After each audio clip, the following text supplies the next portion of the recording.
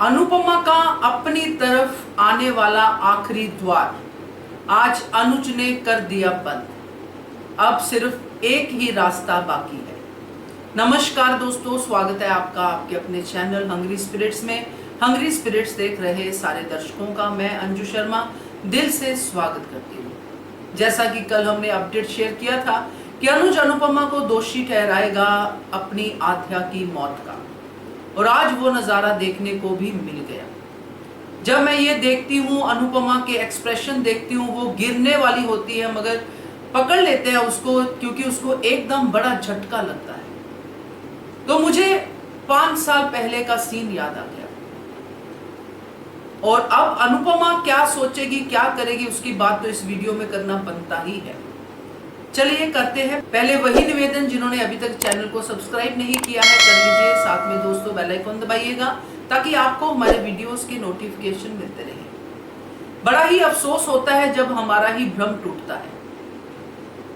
हम ऑडियंस का भ्रम तो टूटा ही टूटा, उस करैक्टर का क्या जो करैक्टर अनुपमा कर रही है, जो करैक्टर वो जी रही है।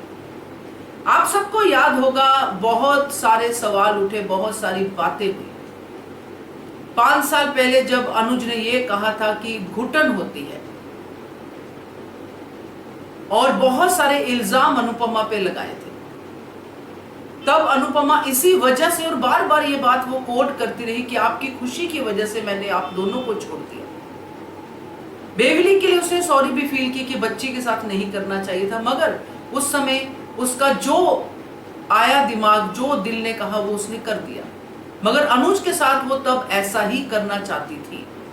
अपने अनुज को वो अपनी ही कंपनी में दुखी कैसे देख सकती थी, तो छोड़ दिया।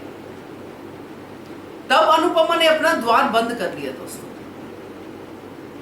और आज अनुज ने उसी मोड़ पे अनुपमा को खड़ा कर दिया कि आध्या की मौत की वजह तुम्हारे कारण आध्या मरी। मैंने पहले भी कहा है, होश में इंसान फिर भी हिसाब किताब लगा लेता है कि ये बात कहनी चाहिए, किसी को बुरा लगेगा नहीं लगेगा। जब अनुज होश में था तब भी अनुज ने कुछ ऐसी ही बातें अनुपमा को कही थी 5 साल पहले। आज अनुज बेहोशी की हालत में है, तब अनुज के मुंह पे भी यही बातें आ रही कि तुम्हारे कारण अनुपमा, तुम्हारे कारण मेरी बेटी जो है मर गई। अब ये बातें अनुज कर रहा है जो बाद में भुगतेगा भी। बट यहां पे अनुपमा का क्या रिएक्शन होना चाहिए, यही होना चाहिए। मगर अनुपमा कभी गिव अप नहीं करती है, क्योंकि अनुपमा को इस समय पता है कि अनुज को उसकी जरूरत है, और वो अनुज को ठीक करना चाहती है। क्योंकि अनुपमा तो अनुज से प्यार करती ही है ना।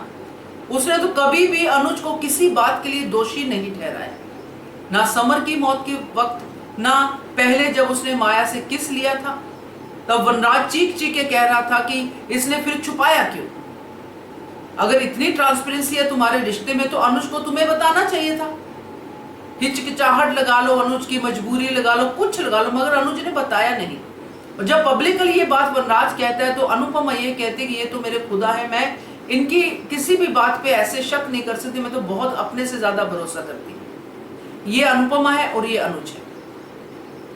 तो अब अनुज ने जो स्टेप उठाया है दोस्तों, अनुपमा अनुज को ठीक करके आध्या से मिलाकर फिर हाथ जोड़ देगी कि भाई खुश रहो, क्योंकि मैं तो जो हूं सो हूं, और मेरी कंपनी में आपका सिर्फ और सिर्फ नुकसान ही हुआ है, और मैं आगे के नुकसान की वजह नहीं बनना चाहूंगी।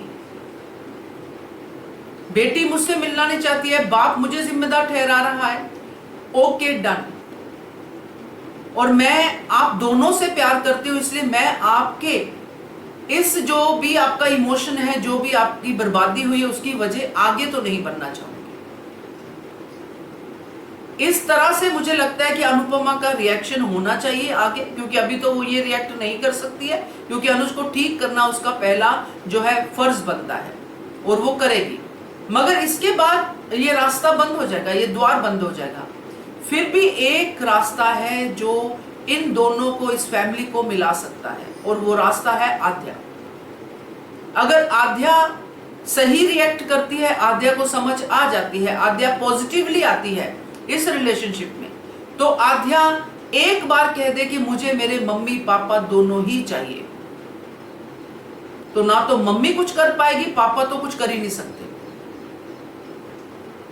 तो अनुपमा और अनुज रहेंगे एक छत के नीचे, मगर ये आज जो हिचकिचाहट पैदा होगी अनुपमा के मन में अनुज के लिए, ये जाएगी नहीं दोस्तों। क्योंकि हर बार जिसका कोई कसूर नहीं उसी को कसूरवार ठहराएगा अगर अनुज, तो फिर तो भाई कोई भी हो, अगर अनुपमा इससे निकल जाती तो महान तो है ही वो, बट अगर वो नहीं निकल पाती है तो मैं उसको इंसानों की कैटेगरी में जरूर समझूंगी। क्या कहते हो आप इसके बारे में कमेंट कीजिएगा। देखते रहिए channel hungry spirits. Thank you so much. Subscribe to our channel by clicking the subscribe button. Click the bell button and enjoy the latest uploads from our channel.